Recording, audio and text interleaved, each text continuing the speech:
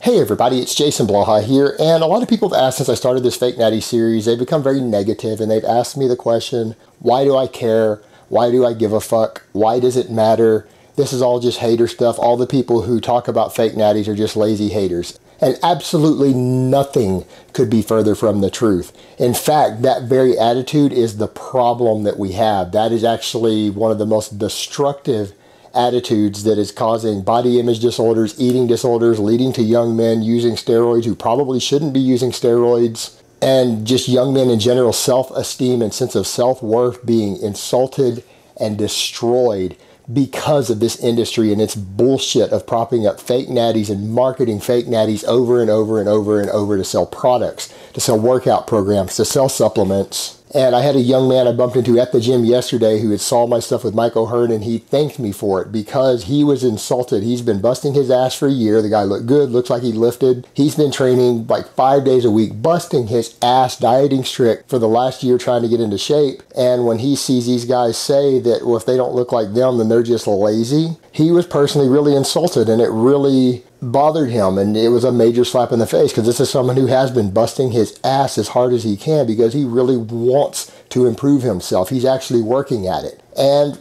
the big problem here is that we have that exact attitude. You have all of these guys who are fake natties who have convinced sometimes millions of people that they're not on drugs. And I don't really care if they're on drugs. Guys, I am not anti-steroid. I don't have any problem with it. I don't even think they should be illegal or regulated for the most part. I am like that with most drugs. I hold a libertarian type stance on that. I don't have an ethical issue with it. I don't have an issue with someone using steroids and just not admitting to it. I see no problem there.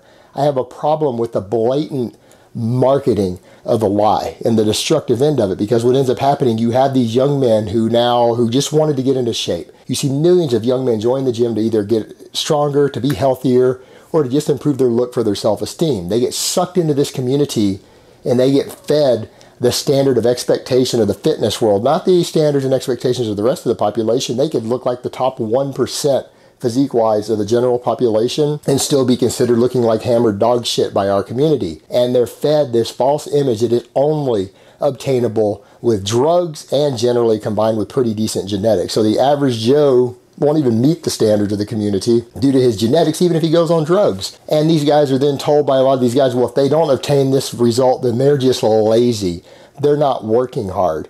And it's really easy to say that someone else is lazy and not working hard when you're injecting motivation, because that is one of the most powerful components of the performance enhancing element of anabolic steroids. The fact that when you use them, they increase your motivation, they increase your aggression in the gym, they increase your capacity to work harder in the gym. You are literally injecting motivation. And to compare yourself to guys who aren't doing it and saying that they're just not as motivated as you, yeah, because they're not injecting liquid motivation. They're not injecting liquid recovery to help them recover from beating up their bodies the way that you train when you're also using the liquid motivation to train harder. They're not lazy, they're just not on the same fucking drugs as you. And all of you guys who prop this up and call the people haters who are saying, hey, you know, there's more to it than just your drive in the gym. You are part of the problem, because you are endorsing the lie, and this lie causes irreversible harm to the self-esteem of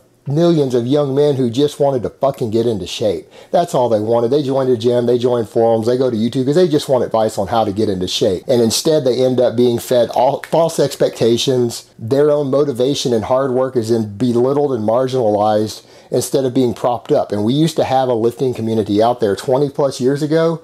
Everyone supported everyone else.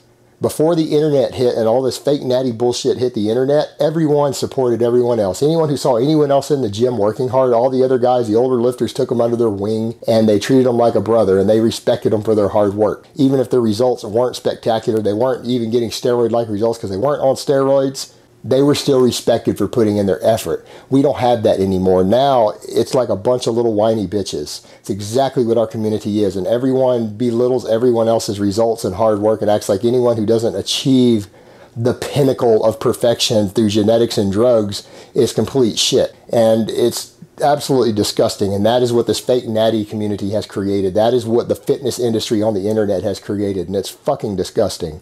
And I absolutely hate and loathe this fucking community at this point. So that is why pointing out the fake natties and the damage they're doing with this bullshit and marketing needs to happen. That's why it's the most important topic right now in the community. All right, guys, but that's really all I have to say on that today. I hope it's been informative, and I will talk to you guys next time.